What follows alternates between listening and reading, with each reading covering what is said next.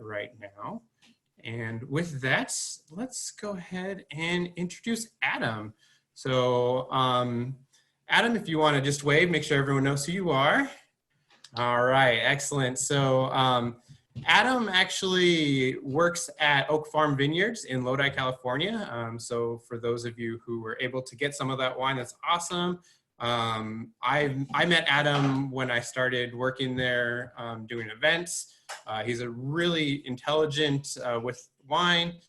He has taught me a whole lot. He's a really great host in the wine room. He also guides the historical legacy tours at Oak Farm Vineyards. So it's a really kind of fun time learning about how the vineyard is set up. So he knows about that. He's lived in Lodi his entire life, and he's been in the wine industry for over 3 years. During that time, he has completed his wine hospitality program level 1, so the sommelier examination, which is really great. He's studying to do that.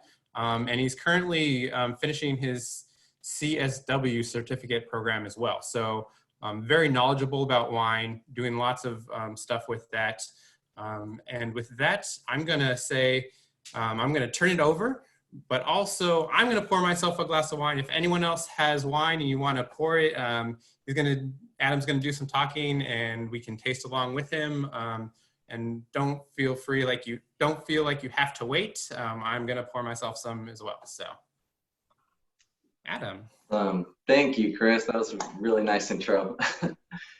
So thank you everybody for joining us this evening. I'm going to be talking about wine. Like Chris said, feel free to pour yourself a glass right now. Sip on that. If you would like to wait for me to drink, as I'm drinking, that's totally fine too. But do not feel the need to wait at all. I'm actually going to pour some of my red wine right now just to kind of get it aerated. I'll talk about that in a little bit. So the first thing that I would like to talk about tonight is wine very generally. So a lot of people, I know we've got a lot of folks here this evening. Some people may be very experienced with wine. Some people may be just getting into wine. So I always like to kind of start out by saying that wine is a very simple thing. And then the more you get into it, it becomes very complex. So it's as difficult or as simple as you want to make it. It's on a journey, constant journey from being grape juice to vinegar, right? And our jobs as in the wine industry is to figure out when is the peak, when is at its best. And through wine tasting and then certain things that you learn while you taste, you're able to more effectively kind of pinpoint those peaks of the state of being that the wine is in. So we're going to go over a few of those as we're tasting. The wines that I've got tonight that I've chosen, I've got our 2018 Albariño from Oak Farm.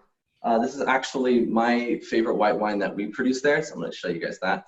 That's this one right here in case anybody doesn't have it. There we go. This is a really light wine, very crisp, great, hot day wine. And then for our red, I've got our 2016 Estate Cabernet Sauvignon. Beautiful bottles, a little bit harder to translate that in the picture. Right. So the varieties that I've got for you, I've got one that's a little bit lesser known, which is the Albariño in Lodi. There's only 8 wineries now that actually are producing and growing Albariño grapes. And then we've got Cabernet Sauvignon, which pretty much everybody knows.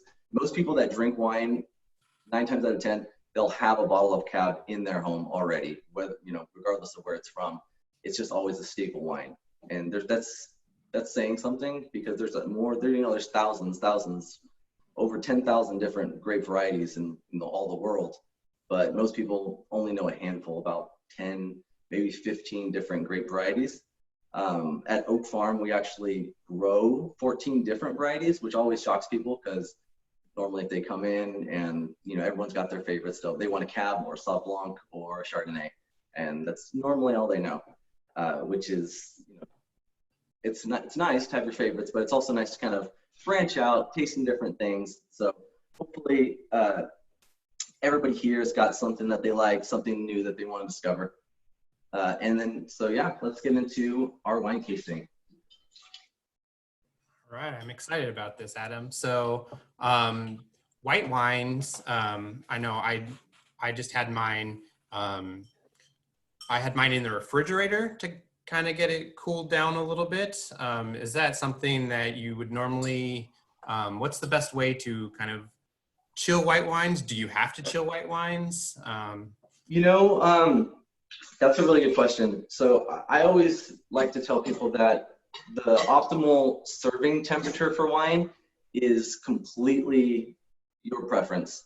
I've had people that they like their wine at room temperature, which personally, that's not for me. I need a chilled white wine. And then on the flip side, I've had people that want their reds ice cold, which again, that's not for me either. So there's no absolutely wrong temperature, but it's kind of a standard for white wines. It's around 45, 55 degrees, and red wine's about 10 degrees higher than that. So in terms of chilling, the refrigerator honestly is fine. A lot of people, they have wine fridges now, which are, you can set the exact temperature you want wine at, but it's by no means necessary. Like I've got white wines in just a regular refrigerator at home that work just fine. Great, thanks. All right, so we've got our Albariño, and I've got it in a glass that has a larger bowl, but a shorter base, right? So the reason that I've chosen to put my white wine in this glass is because the Albariño has a really nice nose. It's very aromatic, and you want kind of a shorter distance from your nose to the actual wine itself, so you can pick up those delicate aromas. The larger the bowl is, like, for example, let's kind of switch over so I can show you my cab. So this has a really large bowl to it, a really great depth. The reason that you want that for a big red wine is because red wines typically have a lot more tannin, a lot more alcohol to them. So you need more distance to kind of let those ethanol vapors kind of disintegrate, kind of ease up. Otherwise, if I was pouring this in the shorter glass, I would get alcohol. It would just be burning my nostrils. So you kind of want a little bit more space to kind of let those deeper, bigger aromas settle and kind of mellow out as they hit your nose. Okay. So the first thing that you're looking for is a fault in wine. And faults also are really subjective. So what I mean by that is that an odor that is not particularly pleasing, such as Brett, which is Brettanomyces, that is a really common one that some people will say smells like manure. Normally you don't smell that in white wines, but it is possible if you do have that defect in the winery itself. That's a really easy one. So like if you're smelling a red wine, a white wine, and you're thinking that it smells kind of like walking through a farm, that is a defect for sure. That's a fault in the wine. I definitely could never get behind that. But that being said, there are actually wineries in France. There's a lot of wineries in France that is a staple. That's common, very common. It's just part of their culture, and that's considered to be perfectly acceptable. So some people like that, some people don't. I'm not on the, I can't get with that, no matter how many wines I've tasted. And then the other one that people like to throw around also is corked, which is TCA. So trichloroanisole, that's the actual mold that it can infect a cork, which can infect the wine. So a lot of people will say like, oh, this smells corked. If something smells off to them, they normally will say, this smells corked.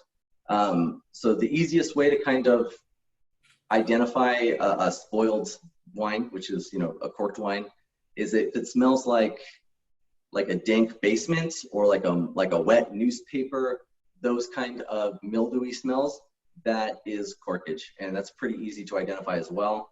So if you think that you smell that anytime that you're wine tasting, you should definitely not hesitate. Don't feel like, like you don't know something. Don't feel discouraged. You should tell your server, like, I'm kind of smelling these smells. This wine may be corked, so that they can check that out for you. Adam, Yeah. many times in restaurants or in movies, when people are ordering wine, they will uncork the wine there and let someone smell it first? Is that the reason that they are doing that, to let people smell the cork?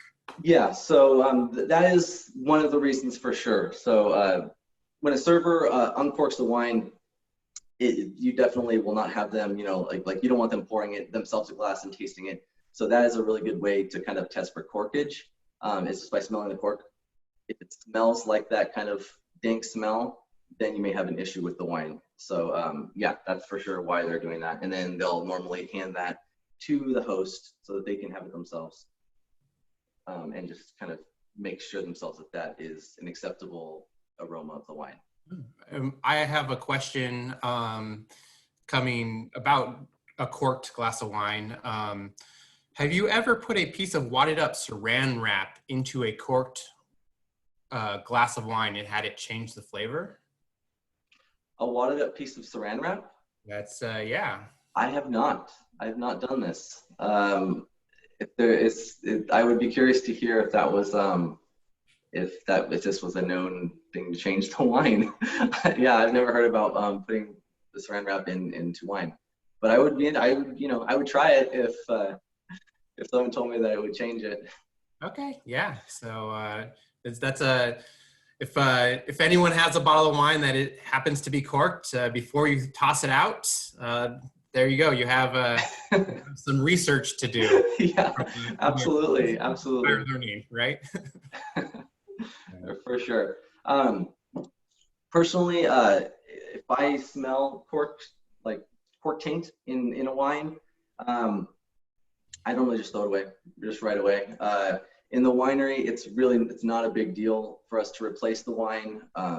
So that's why I'm telling everyone is, like, if they do ever come across that, don't feel free to tell your server, because they need to know themselves. Now we've got so many different types of corks that are, we've got synthetic corks, we've got sugarcane corks, we've got what we use, which is a semi-synthetic cork.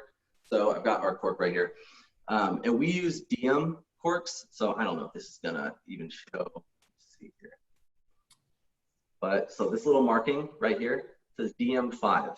So this is the corks that we use, and they are real cork, but the way that they're made is they go through, if you can kind of imagine like a really big, like a food processor where it kind of grinds it all up, and then it goes through a filter where it removes impurities.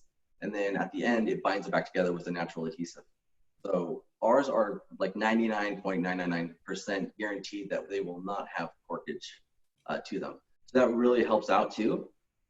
And the 5 is basically like, it's guaranteed 5 years fresh in the bottle. So it won't spoil before then, if ever, but that's the guarantee. So there's a whole science behind corks as well, I'm sure, as well as screw tops and all that.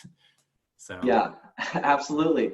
So cork versus screw top, if we want to get into that just a little bit.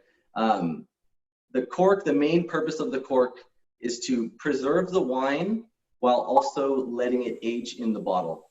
So every cork, unless it's like a plastic cork, will allow a minute level of oxygen into the wine.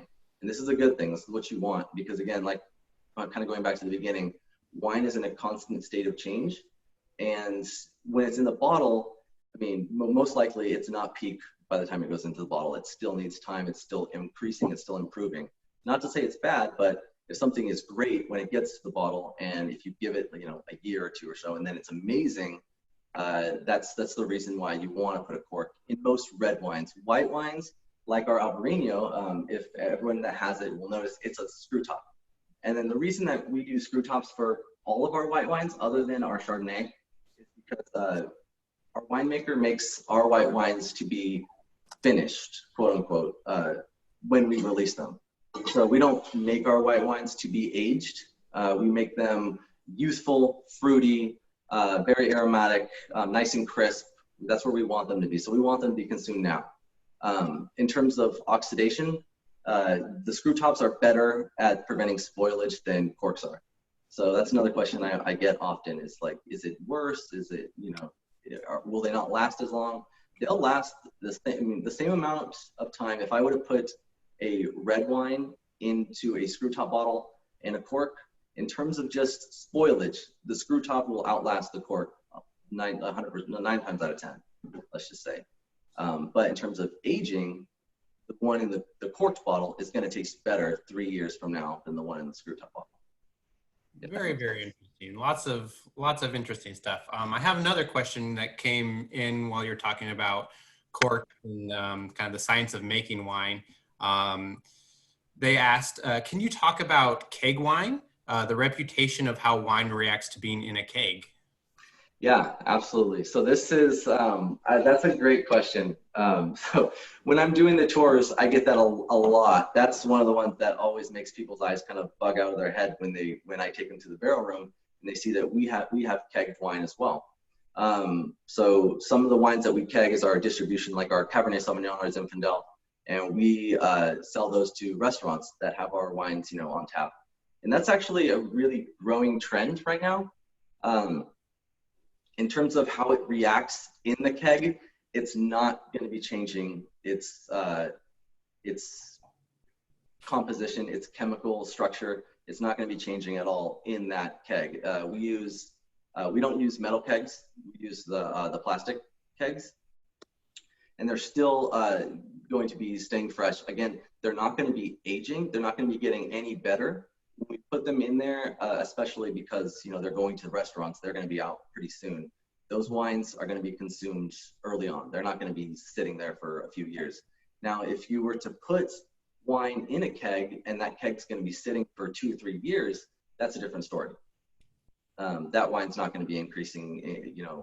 It's not going to be increasing in quality or value at all.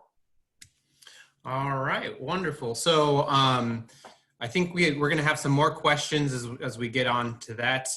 But let's get back to the actual wine. I see you keep smelling it. So smell kind of the first step of how to wine taste? For white wines, I'm going to say yes. For red wines, typically I will say sight is more important. For white wines, again, because that aging factor doesn't really come into play so much, the look of wine is not that important. The main thing to check out, though, if you are looking at a white wine, is that if it's browning at all, or if the hue seems a little darker, then that's an indication of an older vintage, because white wines tend to get darker as they age. Red wines tend to get lighter. So if you're tasting white wine, especially if this comes out of a corked bottle, so if you're having a glass of Chardonnay is one of the white wines that are most often put in cork bottles, just because they are aged in oak more often than not, and they can benefit from aging in the bottle. So if you pour a glass of Chardonnay, for example, and it's really dark, that could be a sign that it's oxidized and that you're about to taste a little bit of vinegar before you actually smell it, before you actually taste it. But with something like this, something light, especially something in a screw top, sight is not really important. So so smell would be the next biggest thing. And like I said, right now I'm getting a lot of aromas and a lot of tropical fruity aromas from this, which if I was having it in a larger glass, those would be a little bit harder to pick up. But since it's kind of relatively close. And then the other thing is that this is just, in terms of smelling the wine, you smell the wine however you would like to. But I see a lot of this sometimes too, where put your nose really deep in the glass to where your nose is almost touching the wine. That's not needed. Actually, if anything, that's going to give you less of an indication of where this wine is at. When your nose is like in the wine, basically, you're going to get a lot of the chemical compounds that you're not really trying to smell. So you're going to get a lot of the alcohol, like I said, from the red wine. In white wine, if your nose is too close, you're going to get alcohol. You're going to get some of those bitter, astringent kind of aromas to them. So you just want to have your nose close to the glass, but not in it. So with our Albariño, like I said, this is my favorite white wine. I get a lot of tropical fruit on this one. There's a little bit of like citrusy kind of grapefruit aroma to it. A little bit of pine. and it has a very kind of a faintly herbal aroma to it. But all in all, it just definitely, it's very crisp. All right, so make sure that we look at it, make sure it doesn't look like it's turned brown or anything like that. Sight first, and then smell without our nose all the way in the glass, right? That's what you're saying. Right. And does the swirling, I keep seeing you swirling. How is that helpful? Why are you doing that? So again, more important for red wine than it is for white wine. For me right now, as long as you can kind of get a good coat on your wine, if in a casual setting, I'll swirl like that and just kind of smell, because as it coats the glass, it's evaporating at the same time. So you're going to get a much more powerful, like aroma cloud, if you will, settling at the top of the glass and the rim. So swirl, let it sit for a minute. You definitely don't want to over swirl. I see that a lot, and I'm guilty of that a lot too, just kind of not being conscious to it, over swirling a lot. Over swirling, again, that disrupts the delicate esters in the wine and can really kind of get them muddled, so you won't be able to pick up the delicate, aromas of each one. So like the fruit flavors that or the fruit aromas that I'm kind of picking up, it'd be harder to kind of discern each one if I'm constantly swirling, because I'm disrupting the wine and not giving it a chance to really settle. Okay. Yeah. And then in terms of taste, normally tasting is just gonna reaffirm what you've seen and what you've smelled. So based on how I can see it, I know that I'm not gonna get anything out of ordinary. When I smelled it, I'm kind of expecting something very light, very fruity, very crisp. And on the palate, as I taste it, it's basically just confirming everything that I was saying. So it's got a nice acidity to it.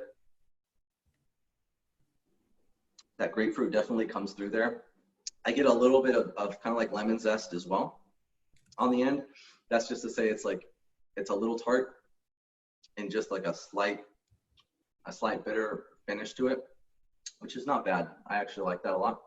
And what's really nice about the Albariño, anybody who has this wine right now, that if you just poured a little bit, you can kind of see in the wine, there's a little bit more bubbling to it. And I always really, really love that about this wine, is that it kind of comes off a little bit more spritzy, not effervescent completely, but a little more spritzy. There's just a little bit more liveliness to it as it gets to the center of your tongue. And that was made on purpose. So a little bit about how they made this wine. They make it purposefully to trap a little bit more of that CO2 in the wine, so that when it gets to the bottle, when it gets to the glass, it wants to release a little bit, but still being a still wine, but you can absolutely pick that up as you're tasting it. Which a lot of other white wines, if you were doing this side by side with a Chardonnay or a Sauvignon Blanc, you wouldn't really get that, not a taste, but that sensation. And actually that reminds me, as we're looking at it too, if you would have poured this and seen bubbling in the glass, and you're not pouring yourself a sparkling wine, but just a regular still wine, like this wine that we're having, and you were seeing bubbling, that is also technically a fault. That's a large amount of gas that's been trapped in the wine. Not to say it's going to make it taste any bad. It might be better, but technically it is a fault if that was what you would see. So those are the two main things that you want to look for. You want to look for evidence of gas. So like I said, bubbling. And then you want to look for discoloration, like severe discoloration, like if it was getting brown. And that can also be heat damage too. So a lot of people will ask about storage, like we were just kind of talking about in terms of keeping it chilled. But in terms of just storing wine, everyone asks, like, is a wine rack, is that the best way to go? Is a wine fridge the best way to go? Those are both great options. Honestly, you just need somewhere that has a constant temperature. That is the most important thing. So if you have it in a spot, like even in a wine rack, but that rack is like in sunlight from the window 3 hours a day, that's not good. That's going to make all your wine go bad pretty soon, because it's going from being, let's say, like 65 degrees to like 75 degrees several times a day, that's not good. That's going to turn the wine pretty quickly. As long as even if it's at 70 degrees, but constantly no change, your wine's going to be fine. So for people that don't have racks, that don't have wine coolers or even fridge space, I always say if you have a dark corner of your closet, that's probably the best place to put it. In a bind, that's where I put my excess wine. I'll just put it in a case in my closet, and they keep perfectly fine. All right. So move over all my shoes that I have, all my pairs of shoes, make room for the wine. Exactly. I'll be really okay with that. Priorities. It's priorities, Excellent. All right, cool. So that's already a lot of information. And we were just talking about the white wine, some of the general ways to taste. When we taste, we're looking for sight, smell, some of the things that we're looking for smell and taste. Let's go ahead and move on to the red. As you mentioned, Albariño is a little bit more of a unique wine. Not a lot of wineries in Lodi are making that. So it is a very fun one. You said it's your favorite. Definitely check out Oak Farm Vineyards if you have time to go and do that. But let's go ahead and move on to our red. You said we had a cab. You also mentioned that most wine drinkers are going to have kind of a cab in their house normally. So let's go ahead and move on to that. When I saw people with their glasses, a lot of people had reds. So reds are definitely, when you think of classic wines, you're going to think of the big reds. You're going to think of your Cabernet Sauvignons. You're going to think of your Barberas.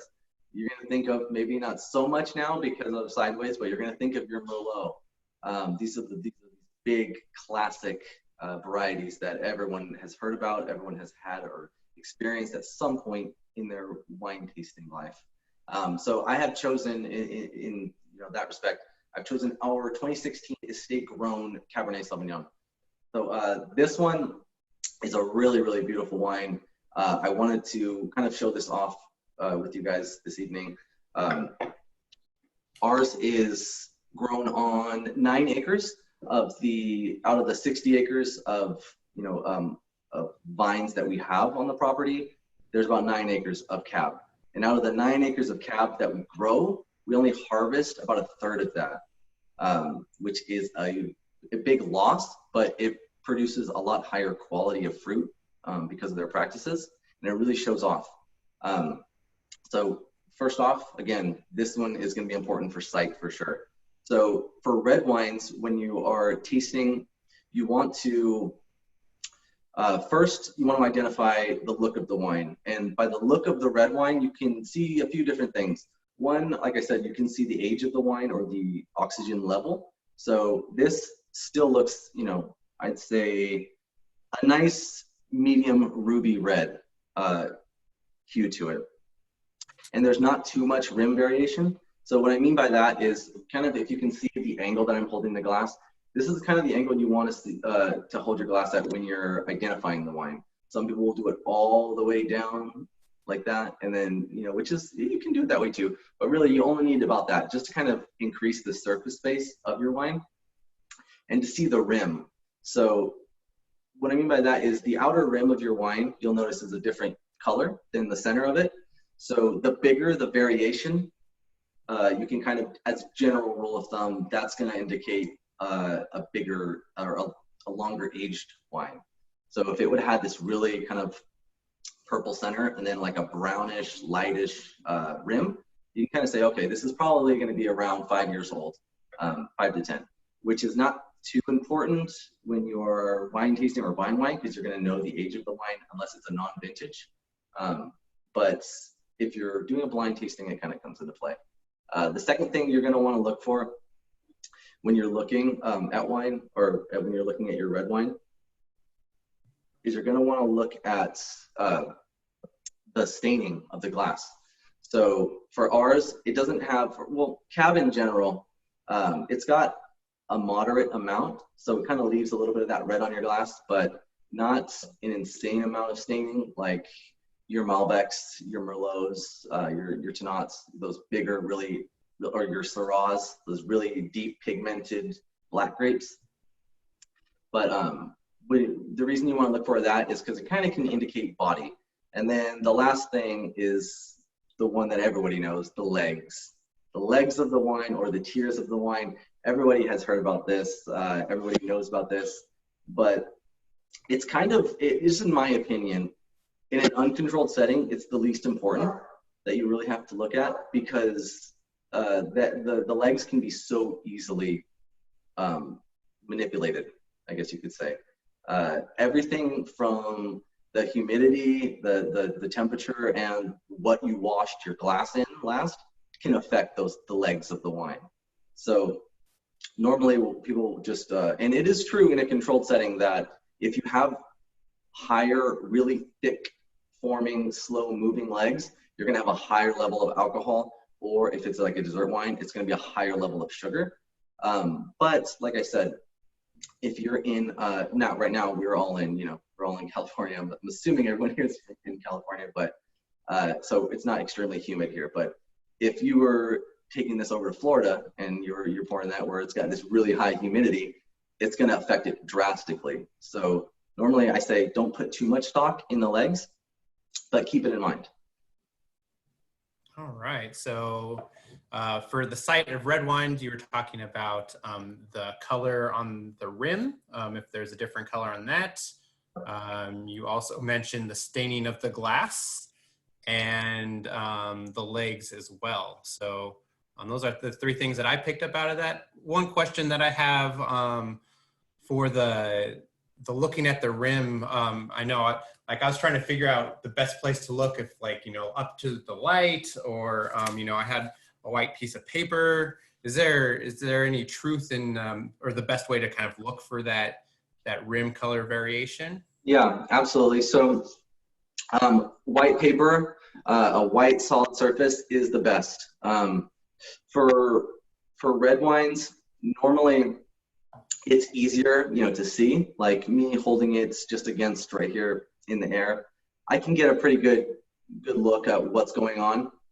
But for lighter wines, like for Pinot Noirs, for Grenache, things like that, where it's kind of harder to see the differences, the subtleties, absolutely. A white background, a white sheet of paper is the best, hands down. It's the simplest and it's the best way to check that out. That's a good question. And then, so as we're going on to the next, we've got the smell of the wine. So for our red wine, our Cabernet, on this, I definitely am not picking up an extreme amount of alcohol, meaning I'm not picking up a burning in my nostrils. So that's kind of what I mean when I say that. So if you're ever smelling wine and you get this really kind of like a peppery hot, like a hot, spicy pepper, feeling in the back of your nostrils, that's alcohol coming through. And that's going to show off an imbalance of aromas in the structure of the wine. So structure, that I really wanted to talk about because it's very important as well. So whenever somebody is talking about structure of wine, they're referring to a few different elements of it. So they're referring to the sweetness of the wine, they're referring to the acidity of the wine, the tannin of the wine, and then the body of the wine overall. So all of these things kind of contribute to the overall structure. And when you're tasting wine, you're looking for a balance of all of those different elements. So if I was getting a really hot kind of a aroma, then right off the bat, you can kind of get a general idea that this wine is not in balance, at least on the nose. It sounds like your dog wants to be wine tasting. No, geez, I'm gonna let him out. In 1 second, guys. Go ahead and enjoy some wine. I'll be right back. All right.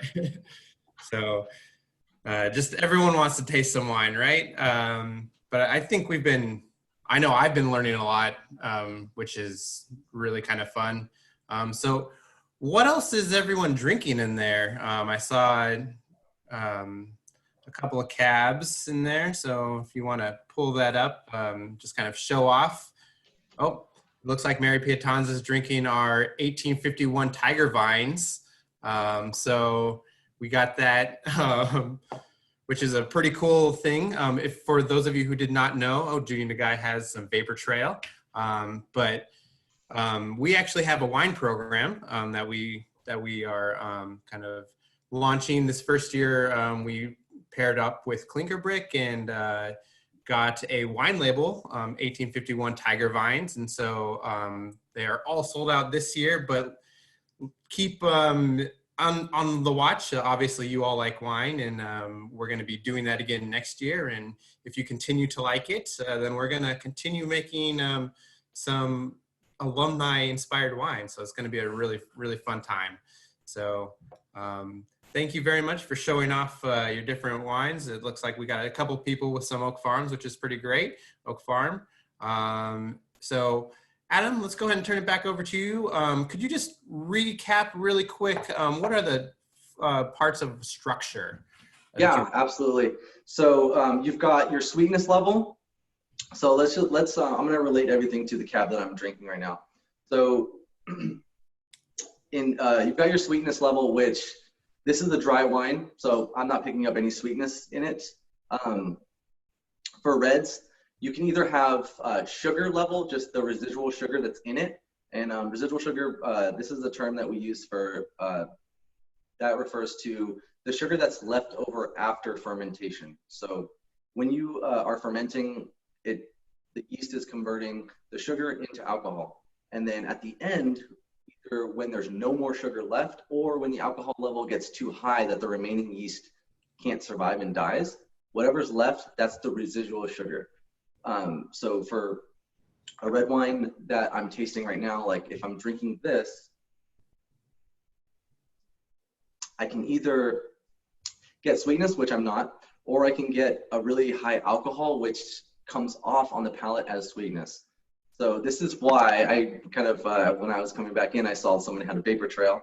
So for example, our vapor trail Zinfandel that we make, this is a really jammy, very fruity Zin that is high in alcohol and has a touch of residual sugar left in there. And because it has that high alcohol with the higher residual sugar, it actually is amplified.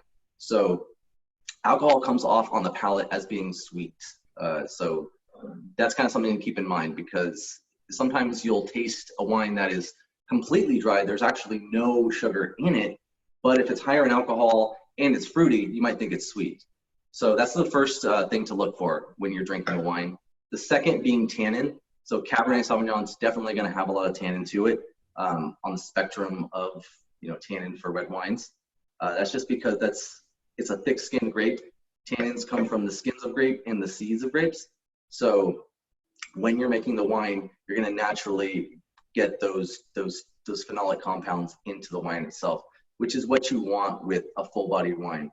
And this one that I have right now, it's definitely got tannin, but it's not extremely gripping and it's not extremely bitter. So that's kind of an example of good aging. So if you're aging a wine for not enough time in a lot of new oak with a variety that has a lot of natural tannin in it, then when you open that bottle, it's going to be like, it's going to dry out your tongue. It's going to taste really bitter. It's going to be really sharp on the back of your throat, which is why you normally will age Cabernet Sauvignon for 2 years at least in most cases. So that's definitely the second thing to look for. The third is acidity. So acidity is more important for white wine. Like I was saying, the Albariño has a really decent amount of acidity, which kind of leaves your mouth salivating. It kind of gives you a tart flavor. So Cab doesn't really have a really high acidity level to it. But if you are familiar with Barbera, the Italian variety, that has a really high natural acidity to the grape, and it really comes through. So that's why Barbera, one of the common kind of flavor profiles is tart cherry, slightly underripe, sour cherry to it. And that's really easy to discern if you do them again side by side, and you can kind of tell. And then that again will leave your mouth salivating afterwards. So if I was to taste this and I was getting a lot of like that tart flavor. If my mouth was just salivating, it wouldn't stop. But if I wasn't getting any tannin and I wasn't really getting any heaviness to it, the wine again is out of balance, and it's not, I guess you could say, right, quote unquote, because everyone has their different palates. So everything I'm saying is kind of just general guidelines and principles to kind of go off of. And then the last was body. So body is basically the sum of all these things. So alcohol increases body, acidity lowers body. That's kind of just kind of a rule of thumb there. And then also, if you've got a higher sweetness, this is mostly for dessert wines, but that will increase the body of the wine as well. And body is the way I always like to say it, and it's actually also in our the Wine Folly book that you can purchase. If anyone's not heard of Wine Folly, I really recommend it for anybody who's interested in wine and kind of wants to learn more, doesn't really know too much about it. Wine Folly, they make a book that is extremely user-friendly, very, very basic. It doesn't use really big terms or hard jargon, and if it does, it explains what that means. And there's tons of pictures in this book. But the way they describe it is something that's full-bodied. Think about drinking a glass of whole milk, right? Really thick, really heavy. And then think about drinking a glass of skim milk, really light. So that's kind of where you can get your light body versus full body. So all these things, when you're tasting wine, if any of them are dominating your palate as soon as you taste it, this wine is out of balance. It's not, the structure of it is not, it's not balanced, basically. So some people like something that's really, really tannic and doesn't really have anything else. Some people like really acidic wines that don't have anything else. So it's not to say that they're bad, but generally speaking, the best wines of the world have a perfect balance to them. All right. So a couple questions, or well, a couple comments. One, Wine Folly. Since you all are going to be sheltering in place and being hashtag alone together, Wine Folly is on Amazon for $20. Great little coffee book, coffee table book to, as you're drinking your wine and kind of going through this, a good reference book. And then I have a comment. Someone has heard that the amount of body can also correlate with the price point. Is this something that you've heard of? Is that a common? So kind of like cheaper wines being filtered out a little bit more with water and okay, so I wouldn't say that directly. That's kind of a hard question to answer. It's a good question, it's a valid question, but just from kind of in my experience and in what I've seen, what I've studied, wines that are typically of a bigger body, those wines are typically the process to make them is more expensive. Let's just say that. So the price of the bottle is going to reflect that. Also, kind of going to that point, I mean, some producers, wine is regulated, but I mean, who's monitoring that, right? So there are some, companies that may take shortcuts, that may, do things to where they can get their price points really low, and then it's definitely going to reflect that in terms of the body, in terms of the structure, in terms of the flavor of the wine itself. So there is some validity to that. I wouldn't say that's a complete, just an all-encompassing answer, though. I would say it varies, but just what I can tell you is that a higher body, bigger body wine, so let's say our Cabernet Sauvignons that have a lot of tannin, that have a lot of richness to them and have a good balance to them, it takes a lot of money to make that because you have to use barrels instead of oak chips or dust, which is a really cheap way of doing it, which costs tenfold the cost. So the bottle has to be a little bit more expensive as well. If that answers that. Great. Yeah, I think that's a good general kind of guidelines. Again, as you started off saying that there's no absolutely wrong way to drink a glass of wine, except for maybe, in my opinion, if someone's pouring it out. But, again, that's everyone's opinion. All these are guidelines, and everyone has their own palate. I know kind of, I like a different wine than, my parents like. They like a different style of wine as well. So we're talking about the structure right now of red wines, which you mentioned, structure being sweetness, tannins, acidity, alcohol, and body. So I think that's kind of into, we've done the sight, we've done the smell, and then the taste. Is there anything else that, as you're tasting wine, a certain way to drink it? I've seen people, like swish it around their teeth, Yeah. do all sorts of weird, very weird things. Oh yeah. So working in the tasting room for several years now, I've seen just about every way that someone can taste wine. And then there's no wrong way to do it, but there are simpler ways to do it by getting the same effects.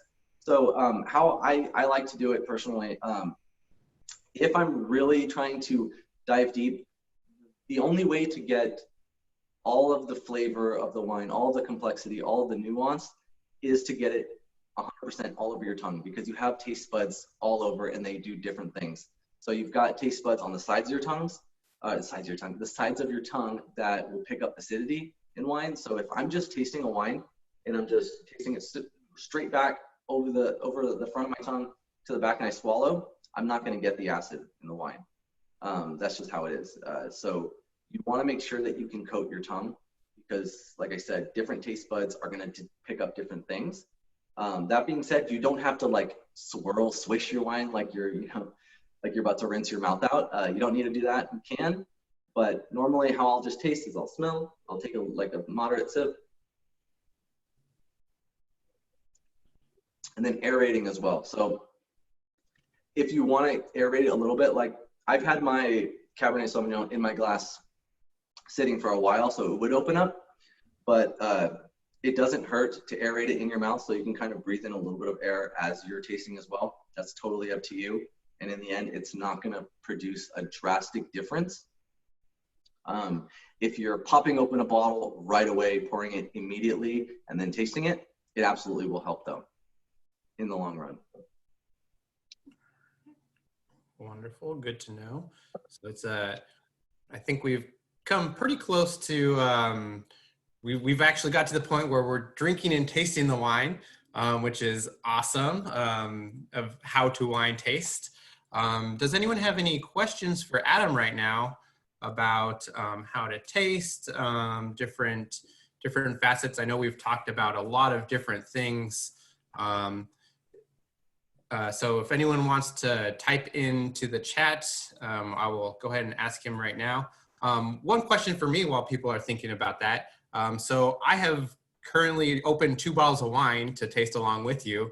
How long can wine last if I've opened it?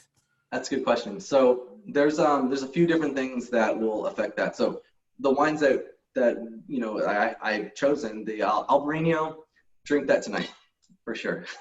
The Cabernet, because it's got a really good amount of tannin, which is a natural preservative as well, along with all the other effects, the benefits that it gives to the wine. It is a natural preservative to the wine, so it's going to last a little bit longer.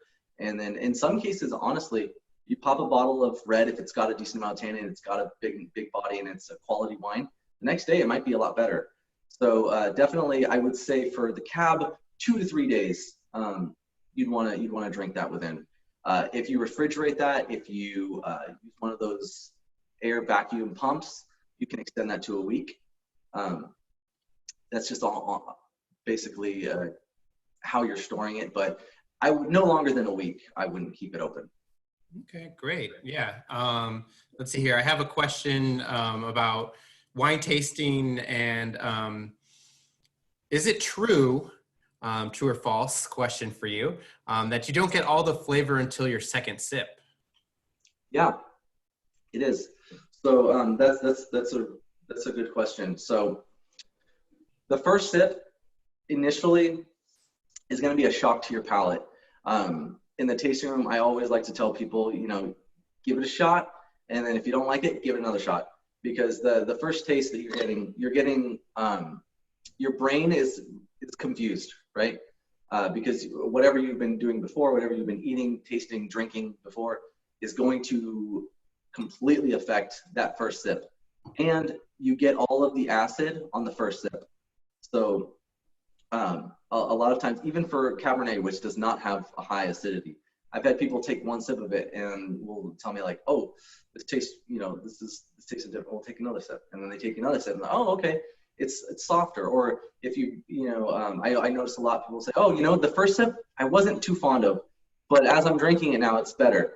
And that's just because, of course, your palate is starting to get used to the flavor. It's starting to pick up and identify those different flavors, those different components to the wine. So definitely 2-3 sips is definitely the safest bet to really understand the flavors of the wine. Cool. Yeah. I have another question that came in about tasting wine and multiple wines. Do you have to taste white wine before red wine? So no, you don't have to. You don't have to taste white wine before red wine.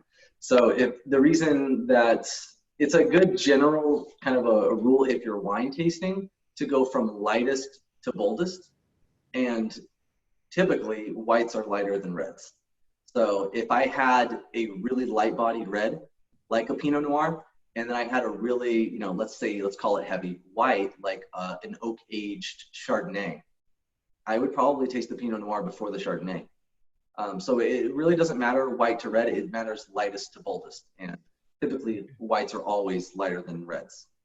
Okay, yeah, so that's a great question. So just in general, it's not necessarily about the color, it's about the boldness, but whites tend to be lighter than reds, just right. as a more like guidelines.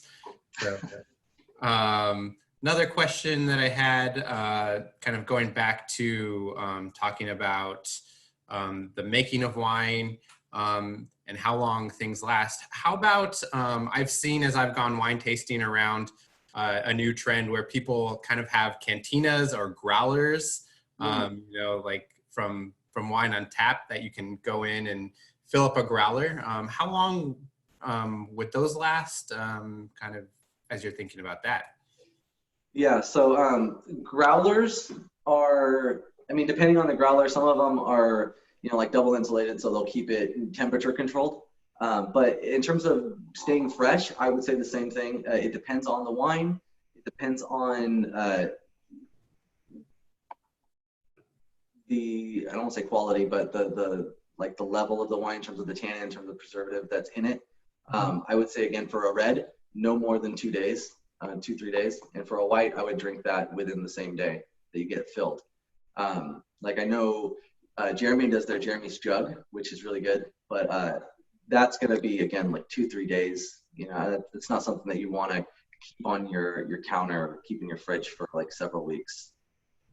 Good to know. And I think also, as you were saying, it varies from wine to wine. It's always a great question to ask the winemaker or the winery that you're getting the wine from. They're going to know the most about their own wine personally, correct? So Absolutely. Great question with that. How about we have a question for you personally. What is your favorite wine, your favorite variety of wine, and why?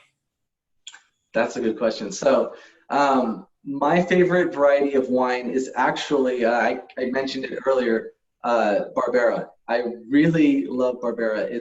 I've had, a lot of Barberas now from different appellations and different areas, different wineries.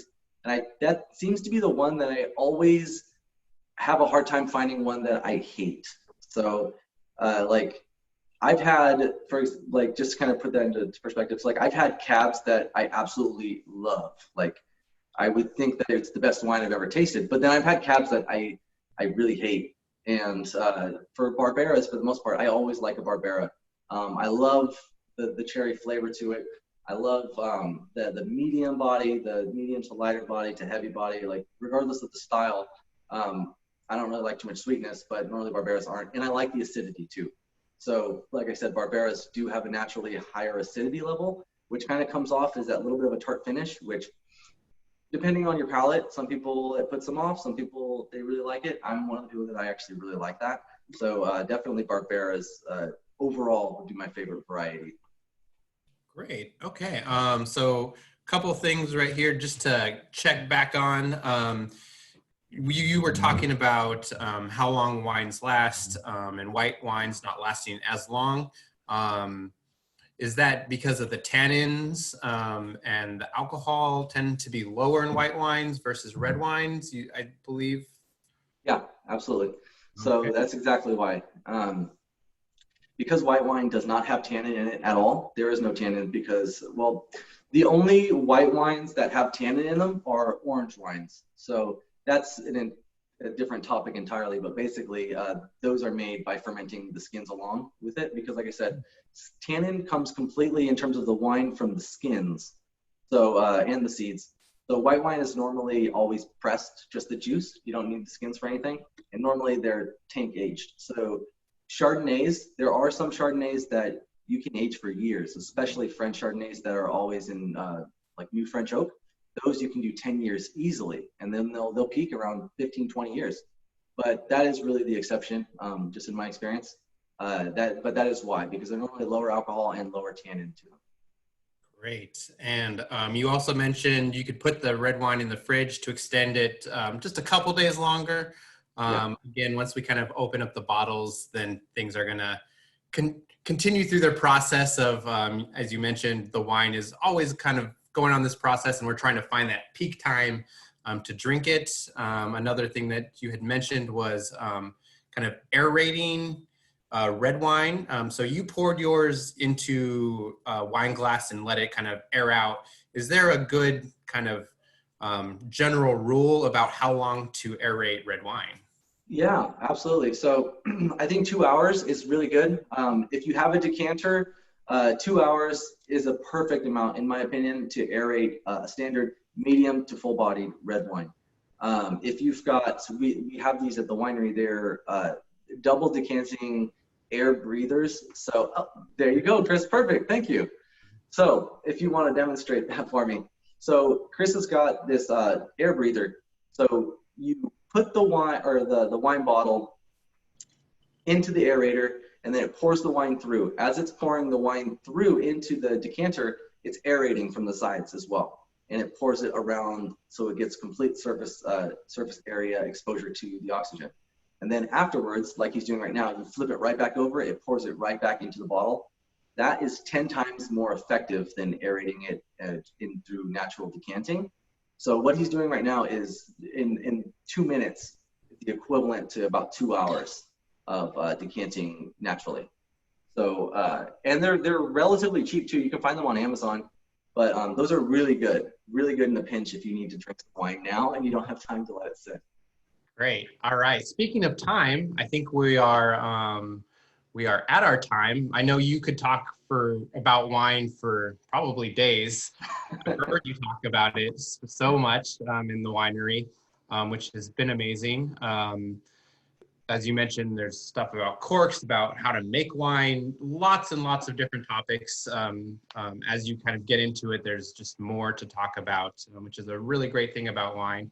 If any of you want to continue to hear about these types of topics, please let us know. Pacific alumni at pacific.edu. You can email us. Let us know any future topics that you might want to hear about.